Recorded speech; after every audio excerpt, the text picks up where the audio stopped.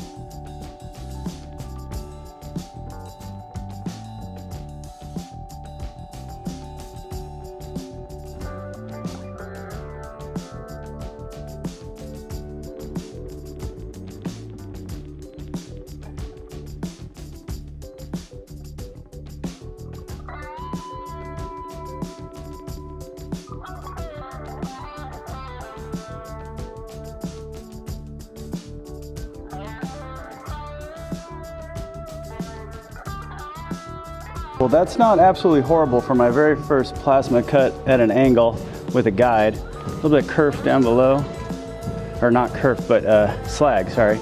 Kerf is how thick it is when you cut. For me, that's not a bad cut at all.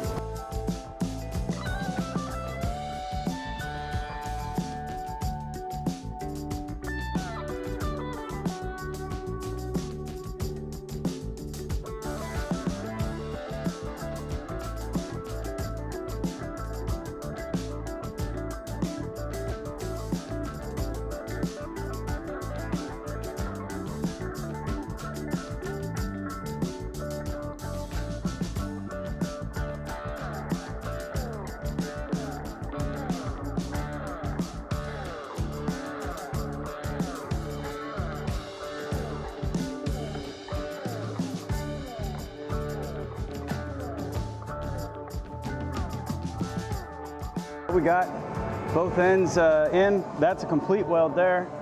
Got tack welds everywhere else that we need to go through and fix, and we got these cross members to put in still, so we'll get that done next. I'm exhausted. That was a long day. We got the forward section all welded with exception of the door frame, which I almost forgot about tonight. It's just too late now to finish it this evening. I'm tired, and wearing yourself out when you have to do a marathon like this is just not a good idea. I got that vertical member welded on the door frame. This one is tacked, the bottoms are tacked. So I just need to go through and weld that whole thing up. It's got to be welded all the way because it's a seam that can let water in. So got to get that taken care of. That's its purpose, is to stop water. Everything else is fully welded. It's actually looking pretty good. We have lots of grinding to do still on this to get everything where there's going to be sheet metal, and that is pretty much it. Wherever there's sheet metal or plywood, I guess I should say, that's going to be touching it, we got to get that all ground down so it's a nice flat surface. Tomorrow the game plan is going to be come out here, weld the door frame, and grind and get the floor sheet metal in, which is going to be creative. I really like the jacks. Everything's working great with those. The jack stands, I should say. So if everything goes well tomorrow, crossing fingers, oh Lord, please let it happen, then we should get the skin on the bottom, which is a lot of drilling and rivets, and some aluminum welding that goes with that. And that's probably as far as we'll make it, in all honesty. And then a stretch goal would be actually moving this thing out to the site and installing the forward section in onto the trailer.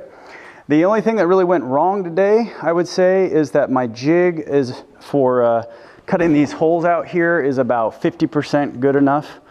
The holes work, they don't look pretty, and I want things to be professional looking, and that jig was supposed to do that. It helped me get some straight lines, but it's just not a good jig. We need a better jig. Man, it's cool seeing it come together though. It is really, really cool. Well, that's going to be it for tonight. I hope you enjoyed this video. If you did, be sure to give it a thumbs up and hit subscribe. Ring that little bell so you get notified when I release new videos. Don't forget you can follow us on Facebook, Twitter, and on Instagram for some behind the scenes stuff. And if you'd like to support what we're doing, please do so through Patreon. In the meantime, everyone, this is The Real Martian. Out.